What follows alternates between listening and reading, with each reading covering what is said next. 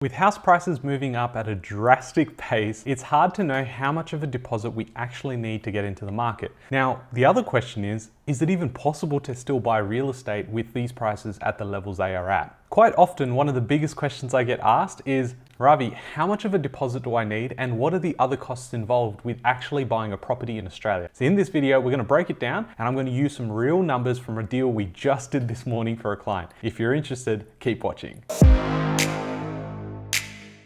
Hey guys, my name's Ravi Sharma and welcome back to Personal Finance with Ravi Sharma. If you're new here, smash that subscribe button because I talk about real estate, cryptocurrency, and financial freedom.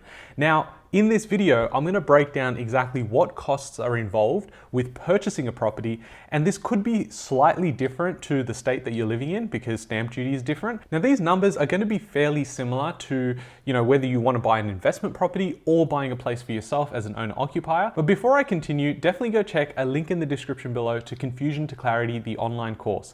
It's a real estate course that I created myself over the years of experience with investing for myself and helping clients. It's basically a way to get started from A to B, so definitely go check that out. Now, as you may know, I do run a buyer's agency. I don't just come onto YouTube and talk about fun stuff like finance. So instead of actually using some made up numbers, I thought let's deep dive into the deal that we did for a client only this morning. I'm going to break down everything from how much of a deposit the client was using, what LMI costs were involved, the stamp duty amounts, as well as what the cash on cash return is. Now that's a very important metric to focus on, and I'm going to break down why that is later in this video. So the purchase price of the property is $369,000 and they were using a 12% deposit, which was $44,280. Now the loan amount is obviously 88% because we've used a 12% deposit, but the LMI of this property was $5,234. Now, the reason I included this was because most people are going to have to pay LMI, and LMI is just lender's mortgage insurance. It's concepts like this that I talk about in the Confusion to Clarity course, but essentially most people have to pay this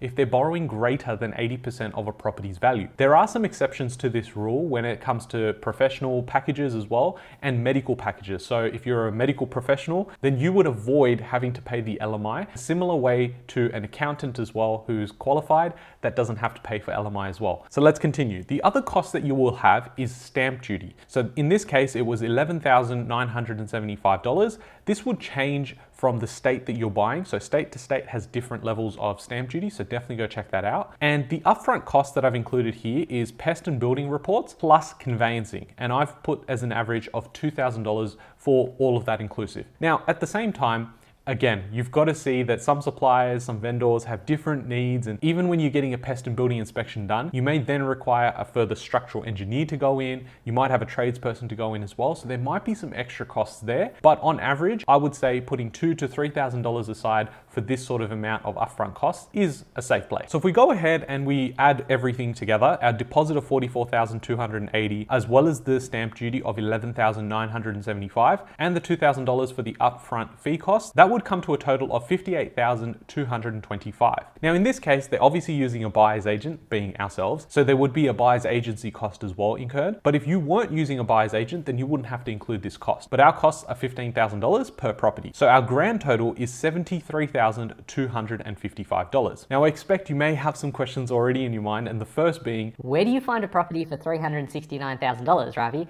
Is this a unit? Is this a shack at the back of someone's yard? And no, it's not. If you have been following the channel for a while, you know that I like focusing on areas outside of Sydney and Melbourne because I believe the cash flow and the rental yields, as well as the actual metrics for vacancy rates, just doesn't make sense when you look at Sydney and Melbourne. Now, yes, I am generalizing, but the average cost to actually get into a property in Sydney or Melbourne is getting way too high for the returns that I'm comfortable with. For a lot of our clients as well, maybe similar to you, actually going out there with a small amount of deposit and they're going, well, I don't want to miss out on what's happening in the property market, but in order for me to save extra amounts just to get in, I'm going to fall behind further even more. But by not being in the market, because prices are so high here in my local area, I need to look elsewhere. And the truth is, it all comes down to numbers and cents. I say this in my strategy sessions, I say it to everyone I talk to, is that it doesn't matter if you have $1 million property or you have a $400,000 property. It's the rate of return and return on investment that makes the most sense. Later in this video, we're going to break down what the cash on cash return is and how that is so important when investing in anything. Now, along with everything I speak about, none of it's financial advice. I'm just breaking down something we're we're doing in our buyer's agency for clients,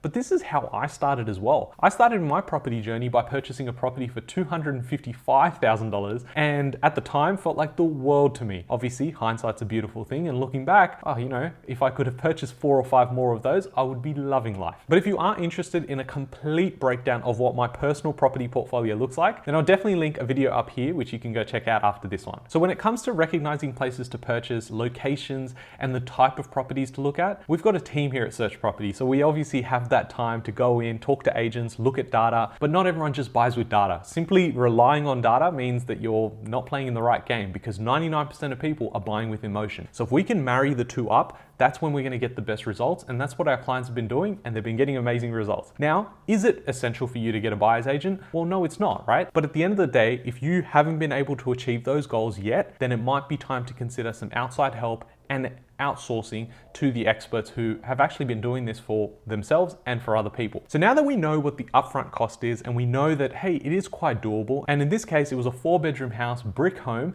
and it was just recently renovated. So you can start seeing the value that you were getting. But let's look at the cash flow analysis, because that is also very important when investing in property. So in this case, they went with a loan repayment of interest only, and it was 2.6%, which they got from the bank. That would work out to be $8,578 a year for interest repayments. Now, council, water rates, insurance, and property management fees came to about $5,640, and the rent achieved here is actually a whopping $430 a week, which equates to $22,360 a year. So the yearly cash flow is obviously the rent, which is the incoming, minus the outgoings, being the loan repayments, council rates, water rates, insurance, and property management fees. And that would leave them with a yearly cash flow of $8,124. That is yearly.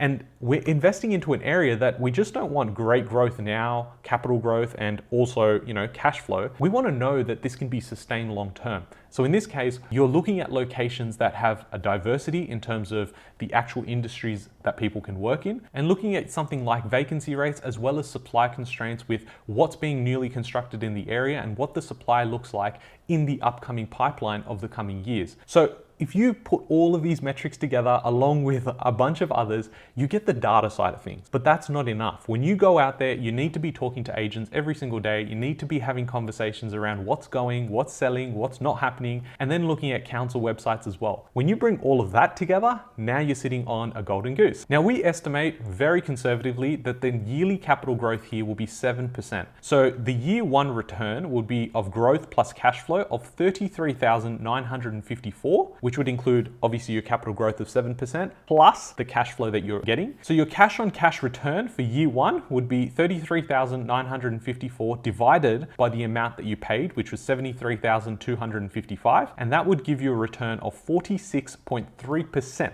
Now, you're seeing this number and going, well, what the hell does that mean?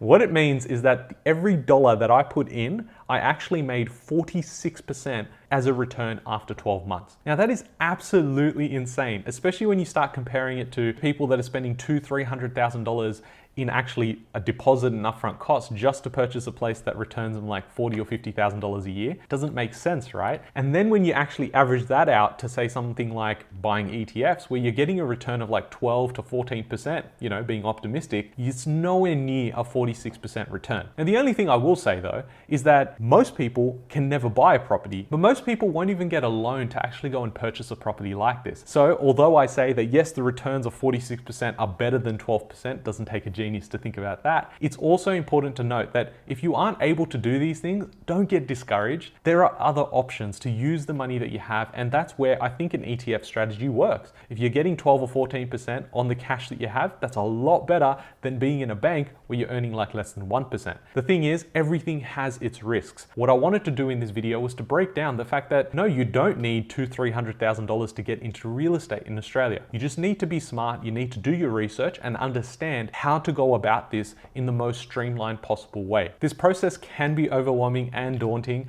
but at the same time, when you break down the numbers like this, it becomes a lot easier and a lot clearer to understand why this is such a lucrative sort of industry to be investing into. So I hope you have enjoyed this video. If you are new here, definitely subscribe because I make videos all the time. And I urge you to go check out the playlist that I have on this channel where I talk about cryptocurrency if you're interested in that. If you want to talk about passive income, I've got a playlist for that. And I've also got a playlist for updates updates on the housing market. So until next time, I'll catch you in the next one. Thanks, guys.